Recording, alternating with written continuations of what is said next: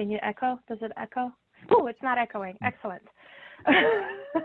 We found a solution. So that said, I'm going to share a screen again with everyone, so please bear with me. All right.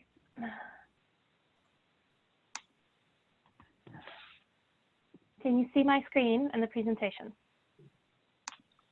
Yes. You do. Perfect. Thank you. Thank you, everyone. Thank you for participating on our first PAC Project Advisory Committee meeting. This meeting is with regards to your Route 229 corridor study. And first things of order, I would like to bring some housekeeping, how to use Ring Central. On the bottom left of your screen, you will see an icon that controls your video and microphone. And on the right-hand side, I want to bring your attention to the chat box that you could potentially ask a question to everyone or to the presenter, or good old-fashioned, just please speak. During the presentation, I do ask of you to mute your microphone unless you're asking a question, then please do unmute, wave your hand or something to grab mine or any one of the BL team members' attention, and we'll try to respond to you either during the presentation or at the very end during discussion and Q&A session. So that said, the meeting agenda for our call today is to go over the existing conditions and the existing condition drafted report, as well as have a discussion about the report findings and our next steps and action items. So to introduce the corridor, for some just to lay out the corridor limits, the project limits are from I-84 westbound ramps all the way to US Route 6, also known as Farmington Avenue.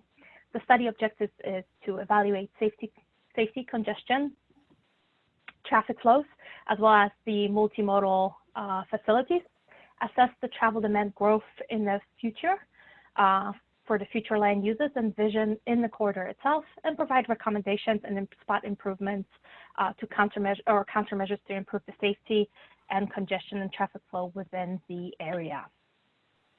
So for our planning process thus far, we have engaged in 3 steps.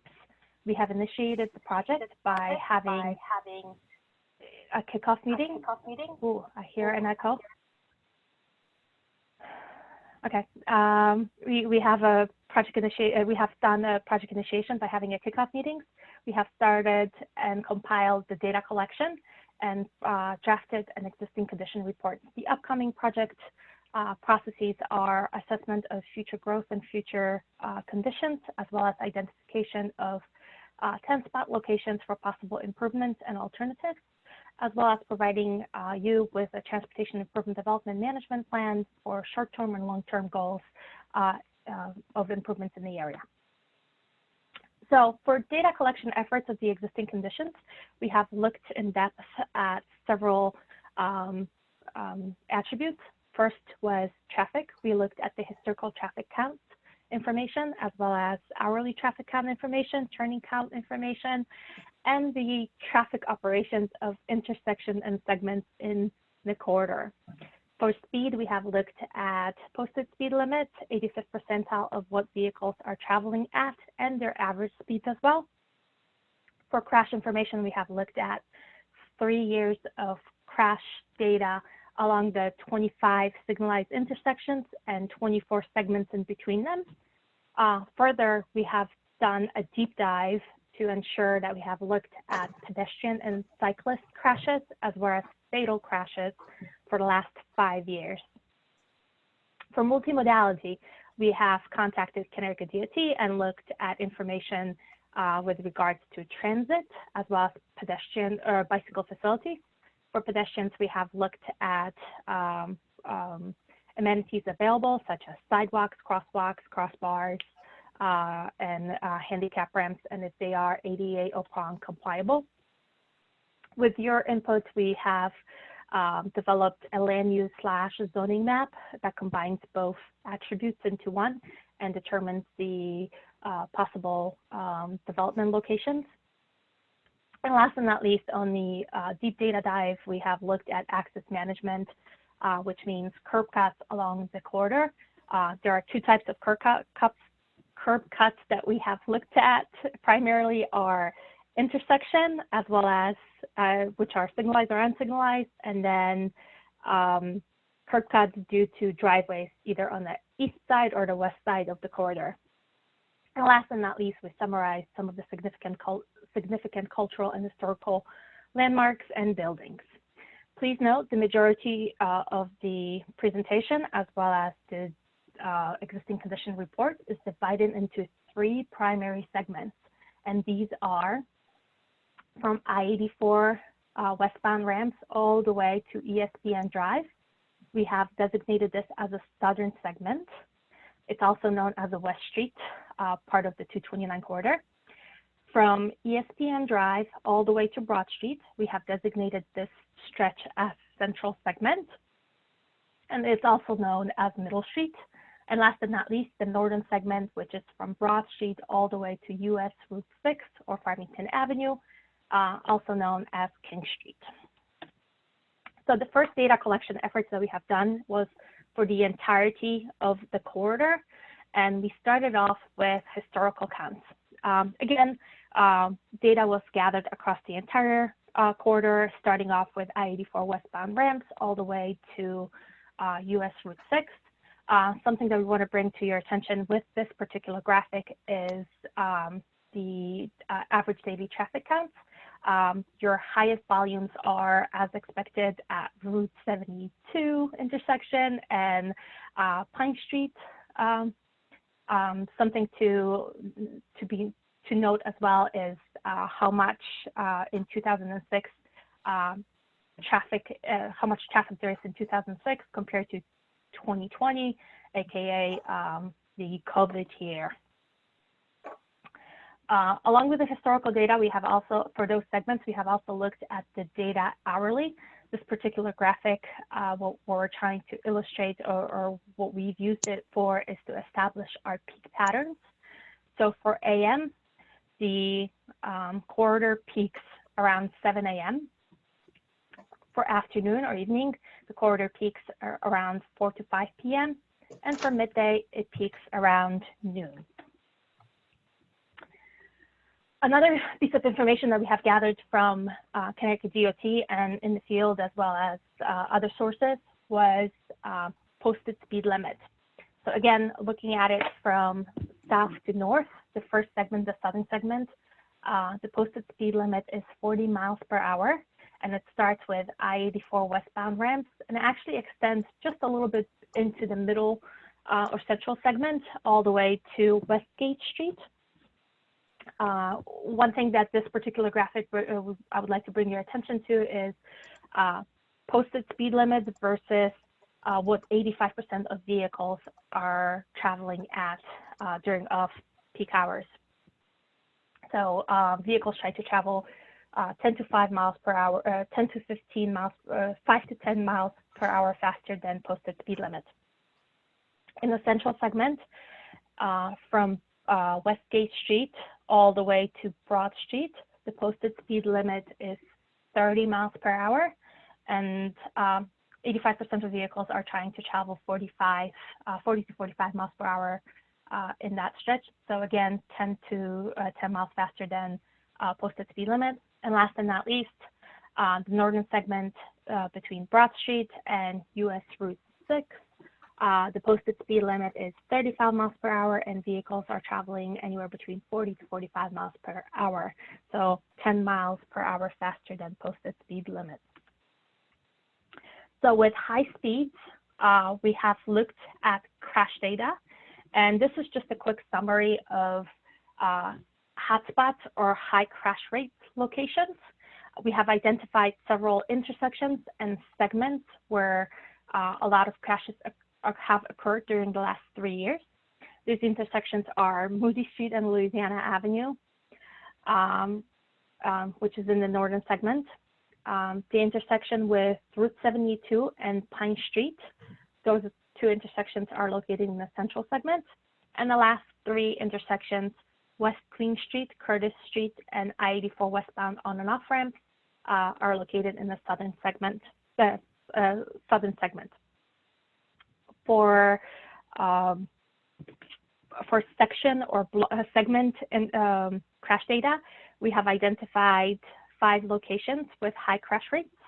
These include, and I'll include both of these as one, from Farmington Avenue all the way to High School Drive. So that includes 2 intersections, across 2 intersections or 2 segments. There are high crash rates in that area. Again, this is this is located in the northern segment. West Washington Street, between West Washington Street and Broad Street, has high crash rates as well. Please note that particular segment is between 2 signalized intersections, and there are several unsignalized intersections in that area. So those crashes could well be associated with those intersections, and hence they are flagged as under that one segment. In the central segment, the segment between Route 72 and Pine Street have high crash rates. And last but not least, in the southern segment, the stretch between Executive Boulevard access to the north and access on the south side, that particular stretch of Route 229 also has high crash rates. So using that information, we have also developed an infographic just to drive the point across to the public, what the crash rates mean, or what are the propensities of accidents along Route 229 corridor. Something that we wanted to highlight is the crash types. For the majority of the part, the 2 primary crash types are side swipes and front to rear or front to front accidents. Those are usually associated with intersections or vehicles trying to take a left turn, and hence the side swipes. Majority of crashes in the corridor, 73% of them, have no apparent injury or minor injuries. And in the 3-year time frame, there were 4 fatal accidents. Something that we wanted to tie in with the accident rates and fatality is the fact that the higher the speed, the average risk of death for a pedestrian increases with the speed. So at 40 miles per hour, there's a 50% chance that a pedestrian accident with a pedestrian will be fatal.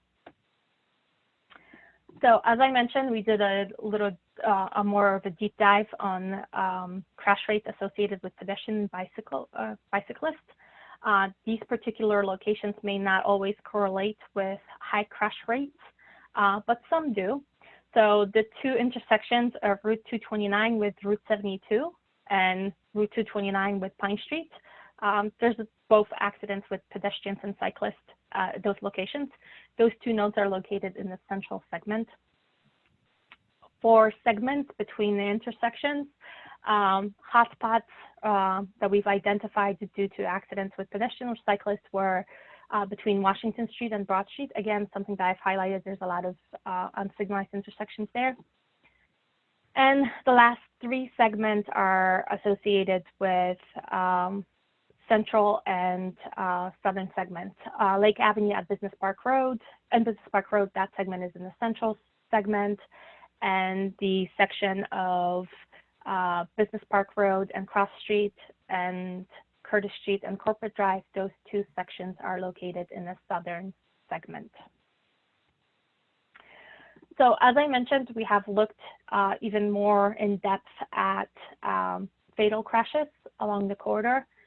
So we looked at 5 years, and we have identified 7 locations along the corridor. One location that has so far been flagged by accidents with pedestrians or cyclists and high crash rates is the segment between Route 72 and Pine Street. It also had 2 fatal crashes in that particular stretch.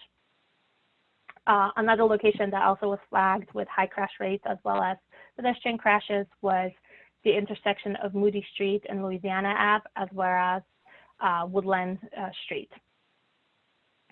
2 locations that are new to high crash rates are West Queen intersection with West Queen Street and intersection with Pine Brook Terrace. Both locations are located in the southern segment of the corridor. So once we collected some information about traffic crash rates, we've decided to look more in depth at multimodal accommodations. And this started off with looking at transit information. Please note that along the corridor of Route 229, there is no bus route that travels the entirety length of the corridor.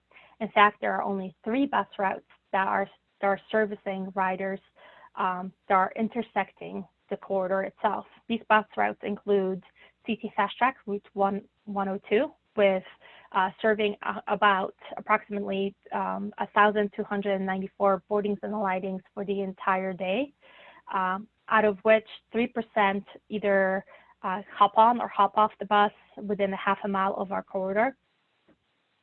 In a similar path of our CT Fast Track Route 102, there's also an express bus route that is 502. There's only 210 boardings and alightings a day, or average a day, and 3% of those are also boarding or alighting within a half a mile of our corridor, so somewhere along Pine Street. Last and not least, on the northern edge of our corridor, there's a local bus route of 541, also locally known as the Tungsten Community College bus route, and the average ridership in 2019 was 207 boardings per day, and about 20% of it either hops on or off on stops near our corridor, within a half a mile of our corridor. Oh, there we go. For multimodality, one of the main aspects that we looked at is ADA and prong compliance, to ensure that sidewalks provide proper width and the condition of the sidewalk is handicap accessible. We looked at the surface type to ensure that it's either if it's concrete or pavement. We looked at the presence of curb and if there is a snow shelf. Last and not least, we looked at handicap ramps to look if they have flares. So the top image shows flares, as well as the detectable warning panels to make it ADA compliant. And last but not least, we've looked at obstruction along the sidewalks, its continuity, and ensuring that the placement of pedestrian push buttons is easily accessible by handicap, and if there are any slope issues along the path of the sidewalks. So to accommodate multimodality, one of the first things that we've generated or looked at is shoulder width along the corridor. So again, we've divided the corridor into 3 segments. You have your northern segment, central segment, southern segment. And one thing that we want to highlight with this particular graphic is the width of the shoulder on the right-hand side and the left-hand side of the roadway. Look at it in the terms of the lighter the color, the smaller the shoulder, the darker the color, the higher the width of the shoulder. It's pretty continuous in the southern segment as well as central segment. In the northern segment itself, there's some variation in shoulder width. This is caused by mostly accommodations for turn lanes for the intersections. So knowing the shoulder width, another data gathering or capture that we wanted to share with you is the suitability level for bicycle accommodations along the corridor. So Connecticut DOT had a nifty map that graded the suitability of the corridor for cyclists. They looked at the posted speed limits on the corridor itself, if there's any steep grade present in the corridor. So for cyclists, you do not want to have a roadway grade higher than 6%. It's just not convenient for a cyclist to cycle on that. And last but not least, the width or presence of the shoulder. So we tried to simplify it with color coding. Green means very suitable, and the redder it gets, it's least suitable for cyclists to utilize the corridor. Also, the map includes some proposed planned networks or bicycle networks by Connecticut DOT.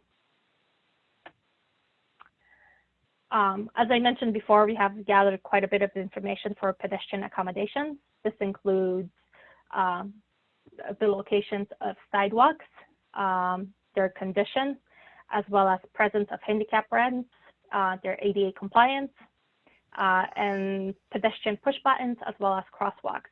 So for each of the segments, I'll do a deeper dive on this information, but something that you can see straight away is how continuous, almost continuous, is the sidewalk in the northern segment compared to, let's say, southern segment, and the availability of crosswalks. This is also due to the nature of the type of land use for each of those segments and availability or need for available pedestrian accommodations. And last deep data dive that we've done for each of the segments is looking at the access management. This includes looking at a number of curb cuts. Two of them are signalized versus unsignalized intersections, and two for east side and west side driveway access points.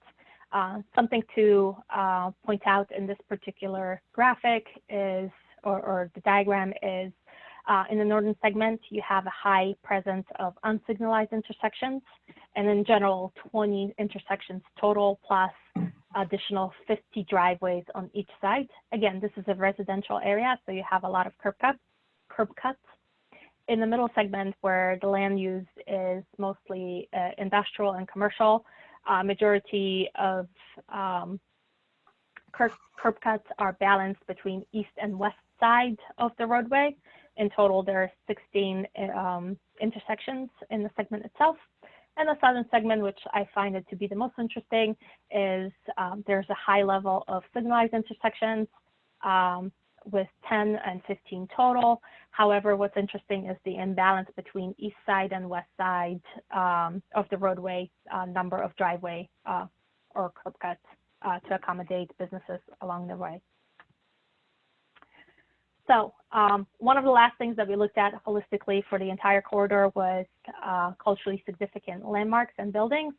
Two things that I want to highlight is the lake compounds and their historical carousel, as well as West Street School in the southern segment.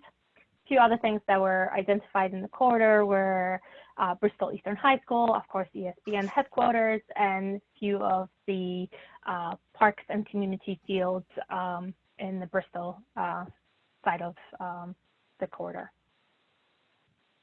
So as I mentioned, we're going to do a little bit more in-depth data dive on each of the segments. And let's start with the northern segment. Northern segment is defined between Broad Street and Farmington Avenue. So as I mentioned before, crash rates.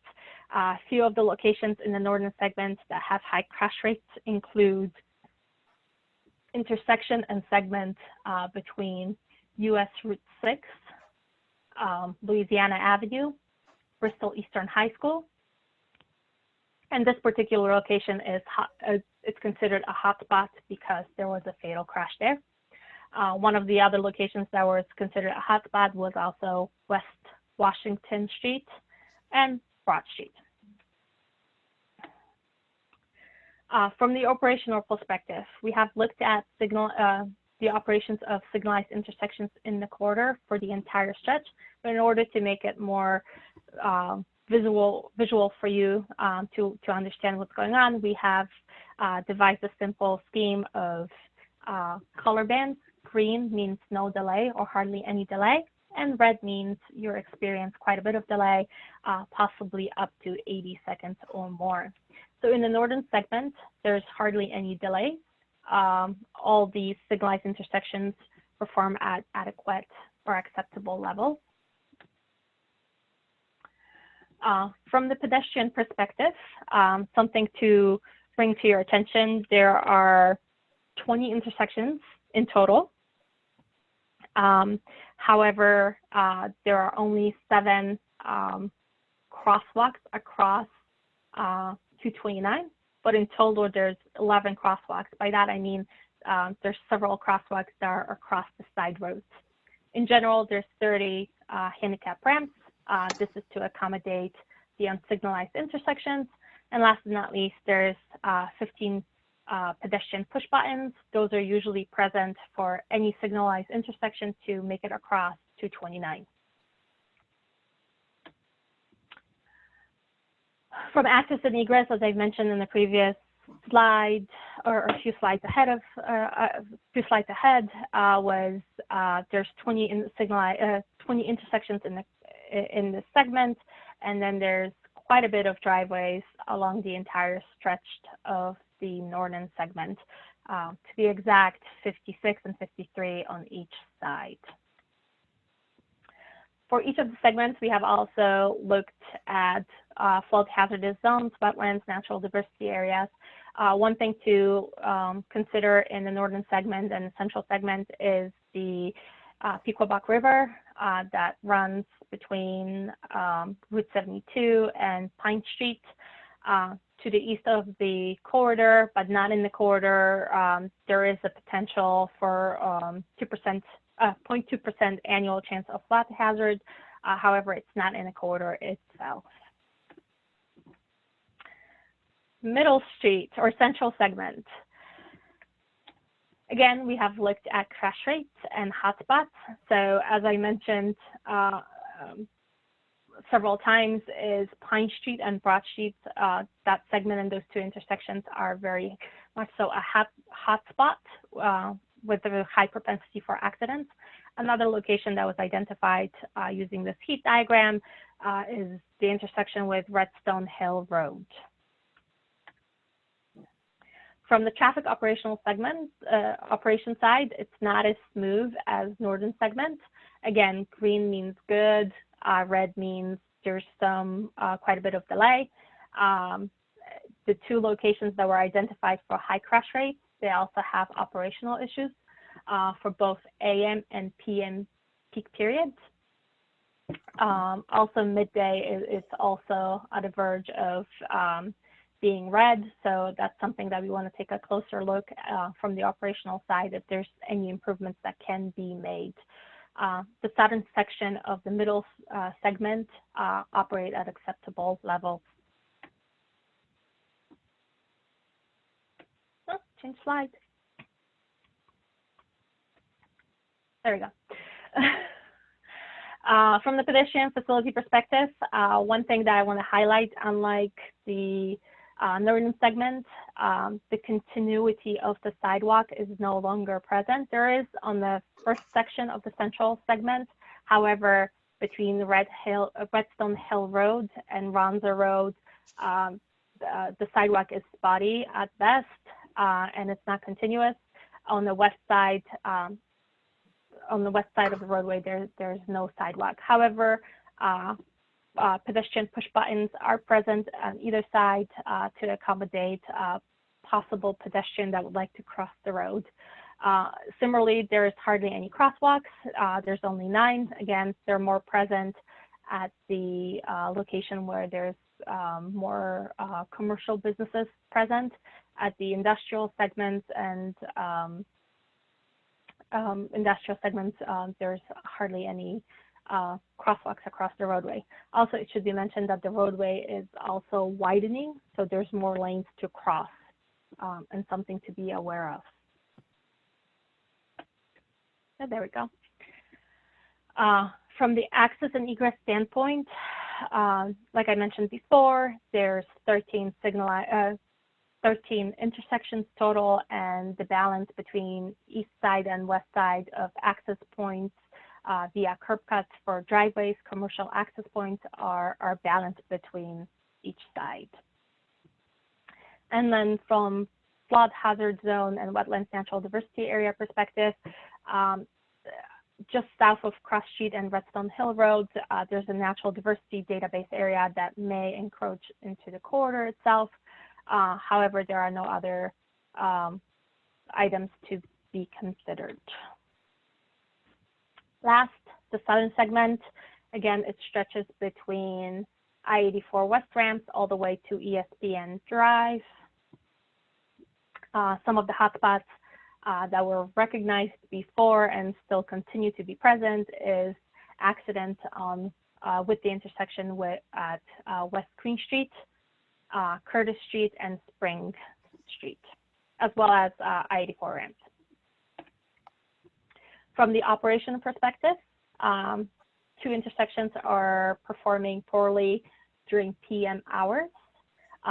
These are Curtis Street as well as Welch Road. However, I would suggest also to take a closer look at the West Queen Street and any possible improvements to that particular intersection, since it's already performing at a level of service D, meaning that vehicles can experience anywhere between 35 to 55 seconds delay.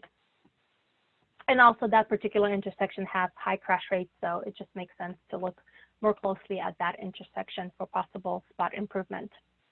From a pedestrian facility perspective, it's sporadic or it's not continuous. This is true for sidewalks. There's quite a bit of land that does not, land that does not have any sidewalks along the roadway. However, it should be noted that any new proposed developments that just came in within the last few years do include sidewalks and pedestrian and cyclist accommodations along their stretch. From the access egress perspective, there's a lot more developments along the east side. Again, there's 15 intersections total, 10 signalized, 5 unsignalized, and there's quite a bit more development on one side versus the other. And last but not least, there's hardly any, looking at the corridor, which is highlighted in tan color, there is no flood hazard zones or wetlands and natural diversity areas to consider for this segment. So that said, I'm sorry I kind of tried to ramble it off. Were there any questions while I was presenting? Did I miss that? Nope. All right. Nope, I would like to start. Go ahead. Nope, you're all set. Go ahead. Excellent. So I would like to have a discussion with regards to the information that I just kind of rambled off. Some of the possible improvement or spot locations that were identified during our public outreach or stakeholder meetings were a few things. Looking at the locations that have high crash rates and fatal crashes. One of our stakeholders was interested in providing looking at providing continuous two-way left turn lanes, especially the southern segment.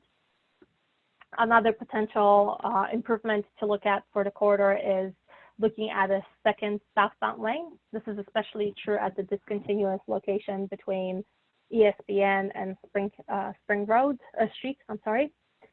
For the southern segment, looking at, or just in general, looking at several locations to provide a signal. This includes West Pine Street in the southern segment, Churchill Street in the southern segment, and in the central segment, signal at Vincent P. Kelly Road, which is also access point for fire department engine 4.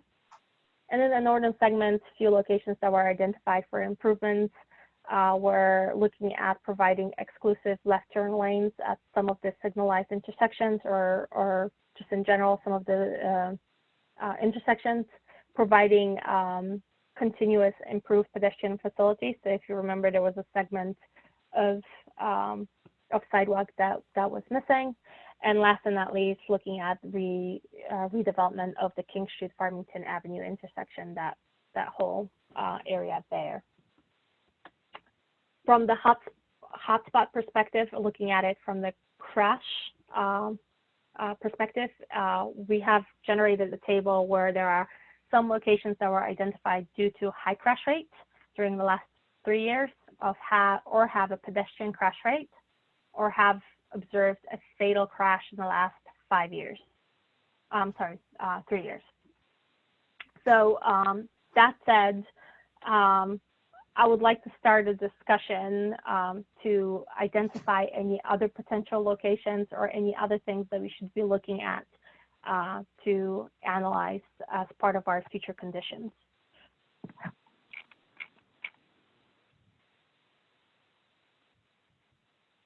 Anyone? Can I just ask a question? The Sure. one of the proposals that you touched on just now was a second southern lane, basically from Yes. ESPN south. Yeah, just which south honestly, of ESPN. There's, yeah, go ahead. No, I was going to say that makes a ton of sense, right, for ESPN. But then it also would work for us in the area of lake compounds and in 894 Middle Street, which we've talked about a lot. So you guys were probably considering that as well. And maybe it was ESPN that provided that awesome idea. But just, you know, that has like far-reaching benefits, not just from them, but for, you know, for some of our developments here too, especially in the summer with ESPN. I've been stuck in that before. Or I'm sorry, in the summer for lake compounds. So good idea. Yeah, we had multiple stakeholders bring that up, that it's congested southbound in Southington. So that's definitely one of the priority lists we want to look at. But again, we have quite an extensive list that we want to start narrowing down a little bit, where we can focus all of our efforts. You know, one thing too, I'm realizing I don't think I've ever mentioned it during our discussions. So in reference to 894 Middle Street, again, directly across from ESPN, Yeah. It doesn't take a rocket scientist to figure out that obviously we have talked with ESPN in the past about their interest in 894 Middle Street. I think we talked about this as a group once. And one of the things, I'm trying to remember if they said it to me or if I heard it from someone else, but one of the things that ESPN is skittish about is having their employees cross the road at that general location. I think someone may have passed away in the past. Recently. That is correct. Just recently, somebody was hit crossing the road there, yeah. Yeah, and I'm sure there were plenty of reasons why ESPN at the time may not have been interested in 894 Middle Street across the street. But that was one of the reasons that was provided. So I don't know what kind of improvement would be possible there to help ease fears and actually improve safety as far as that general area goes and crossing the street, you know, having folks from ESPN cross the street, because they're just, again, they're really concerned about that, and I get it. Could put a pedestrian bridge there. If you could get state approval, can we get state approval on that today? Yeah. I actually like the idea of putting a monorail in on West Street and making it like a destination location for ESPN, lake compounds, all the way up to the restaurants near the highway. So I have an 11-year-old son, and he's discovering The Simpsons, the obviously the classic cartoon that I grew up on, and we watched the monorail episode a couple nights ago. So that's very timely. Yeah, I had a question. Yeah, Paul, interesting. I was just going to add, Paul, when we had our kind of stakeholder outreach meeting with ESPN, they definitely want to keep all their folks on campus. And, you know, I mean, there's some complementary uses and businesses and restaurants, and, you know, they're not being utilized because literally they just don't want folks walking out on the road and just hunkered down there. So it's kind of like this interesting scenario where the speed of vehicles, the volume of vehicles, really unfriendly from pedestrians. And yet there's an opportunity because you have lake compounds, ESPN, other businesses. And, you know, kind of if you provide those multimodal improvements, will they start using them, right? We got to create a place of comfort and safety for folks to get out there. So just an interesting dynamic of where we are now, but, you know, certainly possible opportunities for improvement in the future. Derek, I think it was you who had mentioned Topgolf as like as a great idea for across the street and we got to get the ESPN employees across the street to use it. So again, Yeah. I know it's a far-fetched idea, the monorail thing, but there are a lot, when you think about the hotels up and down the corridor, the large activity from ESPN, the large activity from Lake Compounds. And then you've got this big undeveloped tract of land that's on the eastbound side of West Street, right over the the border into Southington. That's all farmland right now, but it's been, rezoned to attract business there. I could see a big expansion of one of those places if we could really get some sort of a safer way for them to get people to and from those locations. It's a long ways away.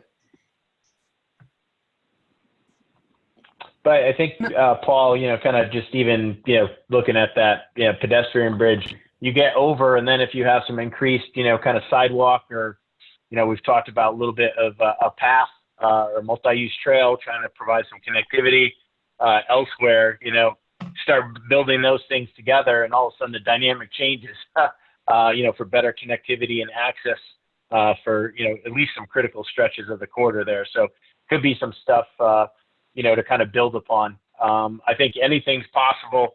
I think, from the corridor study perspective, one of the biggest challenges is typically funding. Where are we going to go get the funding? And I think, typically the best corridors are where you're using all sources of funding.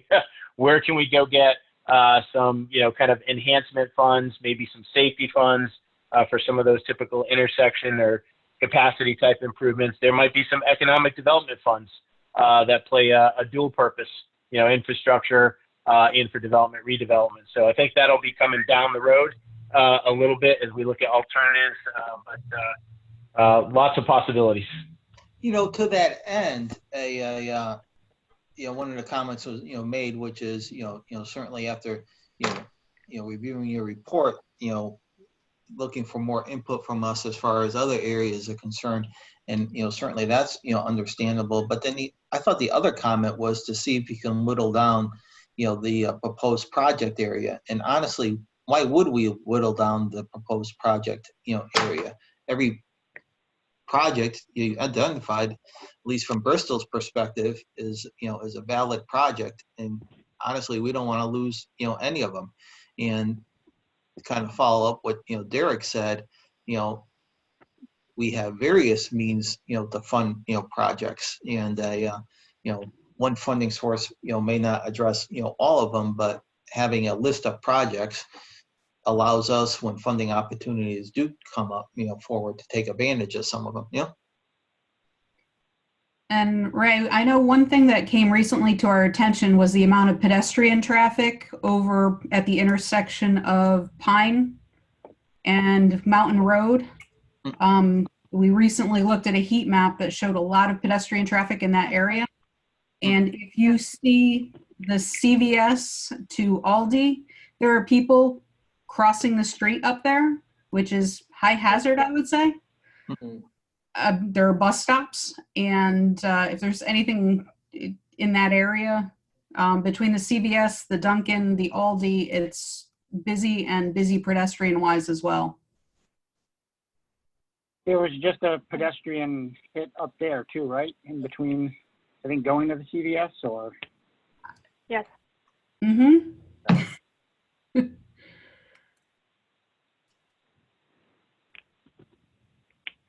One practical issue, I have a board of, the entity that Public Works answers to is called the Board of Public Works. It's made up of the mayor, 3 councilmen.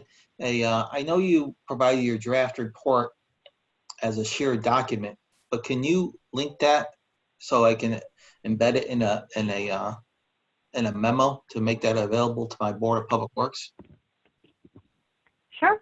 Do you want it with appendices of the entire full document? It's going to be quite large file. That's why I wasn't going to make it, I didn't want it like as a PDF. I just wanted it so I can embed a link into a memo. Can I do that? Can you do that? I want to say maybe NVCOG hosts it on their website, and it's on their website. You could probably embed a link to the NVCOG website and maybe download it. Yeah, that would be best. Yeah, that would be best. Can you Yeah. forward me? Can you forward me that? Sure. Yeah, we'll talk to Mark and we'll get something figured out and get it over to you, Ray. Yeah. No pressure, but I have to submit something by like noon tomorrow. So then we can, so we can provide you with a link to our share file right now, where it resides. So there were 2 different ways of logging in or obtaining the drafted report. You could either click on the link, which would bring you to the document, or you could log in and download the report. So you could do either way. So I think the temporary link on our share file system might be useful for you as a quick solution. Yeah, and no offense, just I would have, not to you, but to them, it would have to be like just a link. I couldn't, like any kind of 3 or 4 step process, Understood. I had a quick question, Pat. Sure. So on, let's see, Spring Street in Southington, I know it didn't come up as a lot of accidents, but it's definitely what I would call many near misses, and certainly an issue with traffic flow. Spring Street and this intersection of West Pines Drive, traffic driving north, they take a left there, and there's, I don't know if it's a signal improvement that could help. I always envisioned realigning that, somehow the town purchasing land from that church there and maybe the corner house, I don't know, as a strategy for the future, and trying to realign those. But, that one signal light that's there that's controlling those intersections is really hard for northbound traffic, somebody taking a left into West Pines Drive. And as that development has gotten bigger and connected to the development that's along the next road heading North Welch Road, we have a lot more people stopping and turning left into there. And it's, you got cars 45, 50, 55 miles an hour that are dodging people dead stopped in the middle of the road waiting to take a left. They're just past the traffic signal. Sometimes the light has been red and there's people queuing up heading southbound and they're having a hard time turning left. So I see that as a real pain point that continues to, I think, get worse in my opinion. So this location was identified as a potential, looking at the signal and looking at how it could be coordinated with West Pine Road, Drive. So I tried. I made a request. I made a request to our police chief a few years ago to, at the very least, put a don't block the box in front of West Pines Drive, so that people queuing up at the stoplight could, at the very least, if they're going to take a left, they don't have to wait for the traffic. People wouldn't be parked in the middle of the road. The chief came back and said that it was denied by the DOT, which I was pretty surprised about. And I'm not sure if there's a policy at DOT that doesn't allow it. But if that's something that could be revisited, that's a very short-term, easy solution that adds some visibility, at least in the short term, keeps people from blocking that intersection and keeping it open. Yeah, we could even look at, Paul, spot widening to get a left turn lane to the side street there, things like that, to get them out of the queue. Exactly. So that the, through movement isn't stopping. That's exactly right. Yep. Yeah. So we will definitely take a look at some of that stuff for you. Thank you.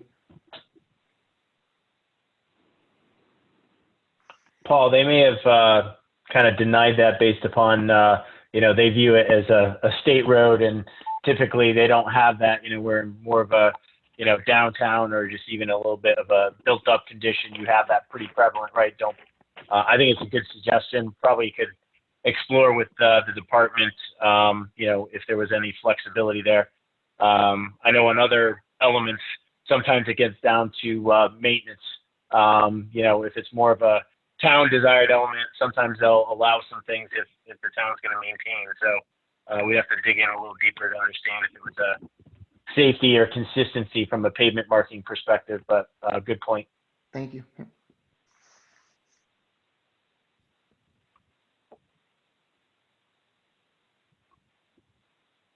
Any other locations that we have not identified in the presentation and we should take a look at or add on to our list of potential improvements or spot locations?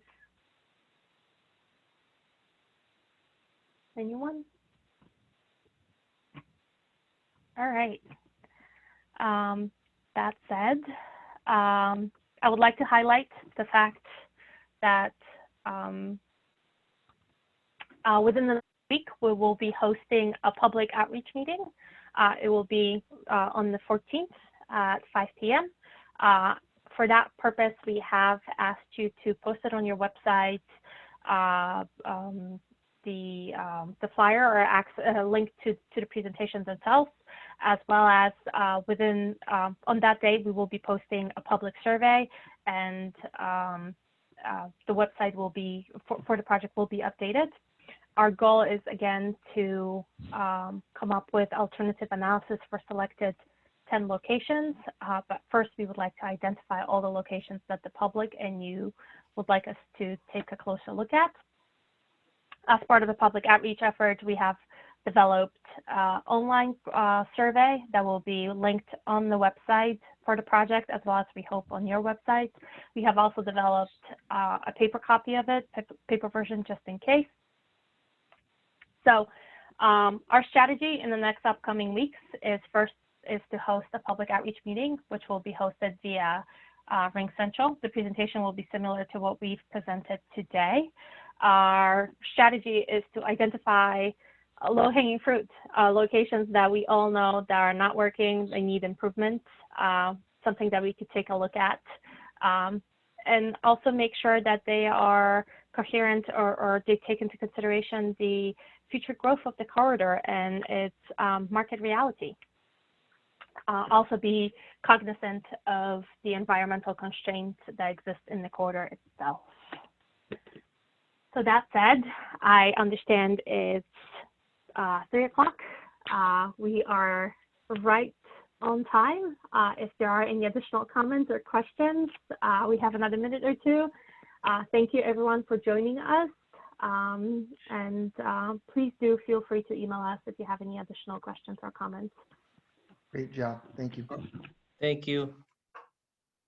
And if I, once again, I probably will include that in a memo to my Board of Public Works. And is BL available next Thursday for a 6 o'clock meeting to do, when I say brief, I mean like 10 minutes, overview of, what you have today, obviously focused on the benefits, to Bristol. Are you available? We are having on the 14th, it's the public outreach. However, we can probably pick someone from our team that could help you with that. You said, No, I said, Ray, you said Thursday, right? yeah, I said Thursday, which is the 15th. Oh, Correct, yeah. the 15th. Yeah, we're available. Yeah, we could definitely make somebody available to you, Ray.